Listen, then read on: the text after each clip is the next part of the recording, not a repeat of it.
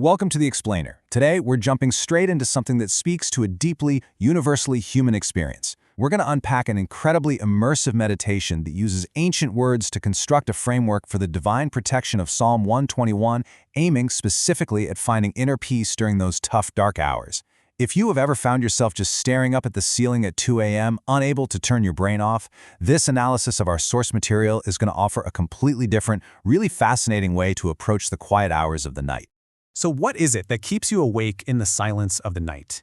The source material we're examining today speaks directly to this incredibly common human struggle. It totally validates that nighttime isn't always peaceful. For a lot of us, it's actually a battleground of anxiety, racing thoughts, insomnia, and maybe even the ghosts of past traumas. The text we're diving into is specifically engineered to address that very modern exhaustion, but it does it using some ancient spiritual tools. Okay, let's dive into this. Section 1. The struggle for rest, facing the silence of the night. The very first thing the source text does is validate what it calls the problem of the night. It acknowledges that when the sun goes down and all those busy distractions of the day fade away, the sudden silence can actually be deeply disturbing.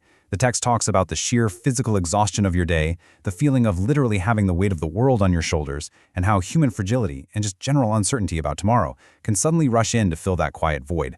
And it doesn't dismiss these fears at all. It confronts them head-on. To combat this anxiety, the meditation prescribes some very literal, practical steps to transition you from that overloaded, anxious state into a grounded posture that's actually ready for rest. It starts purely physically. Simply take a deep breath and lie down. Then it introduces this mental visualization, asking the listener to imagine Jesus right at their side to keep them company. And finally, it asks for deep meditation on the words being spoken. What we're seeing here is essentially a guided grounding technique. It's connecting the physical body with a deeply spiritual focal point to quiet the racing mind. And this brilliantly illustrates the stark contrast present throughout the entire prayer. The moment you lay down, you immediately hit this juxtaposition. On one side, you have the darkness of the night, which the text associates with fears, anxieties, disturbing silence, and our own inherent human fragility. But then, on the exact opposite side, it invokes the light of protection, security, a welcoming embrace, and divine serenity. The source material is essentially mapping out a transition, using prayer to actively transform what could be a terrifying, lonely night into a space of deep, secure renewal. Moving right along to part 2, the unsleeping guardian, finding help in the Creator. So, the meditation doesn't just offer vague, empty comfort. It anchors itself to the very specific, repeated promises found in Psalm 121. These ancient words act as a meditative grounding technique, a kind of rhythmic reassurance designed to calm the anxious mind by introducing a protector who completely defies human limitations. I mean, think about it. Even the absolute best security guards need a coffee break eventually, right? But the text offers someone who literally doesn't. Listen to this specific verse that is repeated deliberately and frequently throughout the source material. "He who keeps you will not sleep. Behold, the God of Israel will neither slumber nor sleep."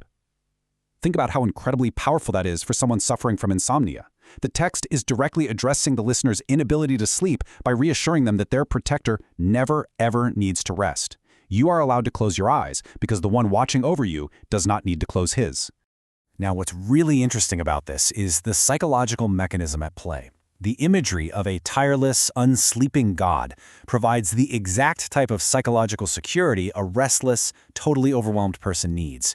When you're lying awake because you feel like you have to manage everything, your fears, your family, your future, this text offers you permission to finally just let go. By surrendering to sleep, you aren't giving up control to the chaos. You are officially handing the night shift over to the Creator of heaven and earth. Section 3. A shield from all evil. The metaphor of the shadow. Here, the meditation moves from the concept of an awake guardian to the idea of an impenetrable, constant shield against the world's afflictions, really focusing on specific and absolute types of protection. It uses this beautiful, highly evocative metaphor, describing God as a shadow at your right hand. Now, context is key here. In ancient, scorching Middle Eastern climates, a shadow wasn't just a nice bit of relief, it was a literal lifesaver. It was an ancient life-and-death reality. The text uses this to represent a constant, close, and cooling presence against the heat of daily adversity and nighttime afflictions, making the divine protection of Psalm 121 feel incredibly tangible to the listener. It's a very intimate form of protection because, well, a shadow is never far from the object it belongs to. So the crucial point is that this divine protection isn't just some temporary fix, it is total temporal protection. The text explicitly states that this divine shield covers the entire cycle of life, the sun by day, the moon by night. It goes even further to say it guards your going out and your coming in from now until forever. The meditation ensures the listener that their home, their family, and their very soul are entirely secured against any negative influence, whether visible or invisible. It's basically a complete 360-degree security system for both the mind and the spirit. All right, Section 4, the Divine Doctor's Healing, Restoring the Whole Self. The text doesn't just stop at guarding the perimeter, it actually moves inward. It recognizes that the person trying to sleep is very often bringing the fresh wounds of the day right into the bed with them. So the text addresses the listener's holistic human needs, moving way beyond simple spiritual platitudes to offer deep restorative care. I absolutely love the imagery used here. It calls upon Jesus specifically as a kind divine doctor. It's such an intimate plea for restorative power. The text openly acknowledges the listener's marks of time, scars of struggles, and wounds of disappointments, and asks this divine doctor to step in and apply a healing balm. It's a profound recognition that we don't just need protection from the outside world, we need intense healing on the inside. And the source material is very structured in how it views this healing, breaking it down into 3 distinct areas of the human experience. First up is physical healing, literally asking for relief from bodily pain and restoring bodies exhausted by the daily grind. Second, we have mental healing, pleading for freedom from disturbing memories and the anxiety that can just torture the mind at night. And third, spiritual healing, transforming deep sadness into genuine joy and debilitating doubt into firm faith. It is offering nothing less than a complete, restorative overhaul of the self while you sleep. Let's move to and see how this builds into the subconscious. This holistic healing actually extends into how the text views our dreams. It doesn't just want the listener to sleep blankly, you know. It frames dreams as lighthouses or messages sent directly from heaven. Instead of the subconscious just firing off random, anxious thoughts all night, the meditation asks that dreams become tools of divine wisdom, providing clarity, guidance, and instruction while the physical body gets its rest. It essentially turns the deeply vulnerable state of sleep into a highly active, productive spiritual state. Which brings us to Section 5, Surrendering to Divine Peace, Waking Up Renewed. Everything in the structure of the text has been building up to this one singular point, encouraging the listener to fully, completely surrender. It's an invitation to take all of those fears, all the past traumas, all the swirling uncertainties of tomorrow, and place them definitively into divine hands. The text returns to this final repetition, and the divine protection of Psalm 121 serves as a final, closing blanket of security. It acts as a healing balm designed to calm the inner storms and dispel any lingering doubts, just as the listener is drifting off. By constantly returning to these specific promises, the meditation ensures that your very last thoughts before sleep aren't about the day's chaos, but about an eternal, unshakable guarding.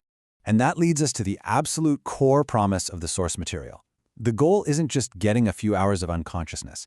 The promise is that by resting in this comprehensive divine protection, with the unsleeping guardian watching the door and the divine doctor healing the wounds inside, the heavy burden of the world is finally lifted. The result? A completely renewed awakening.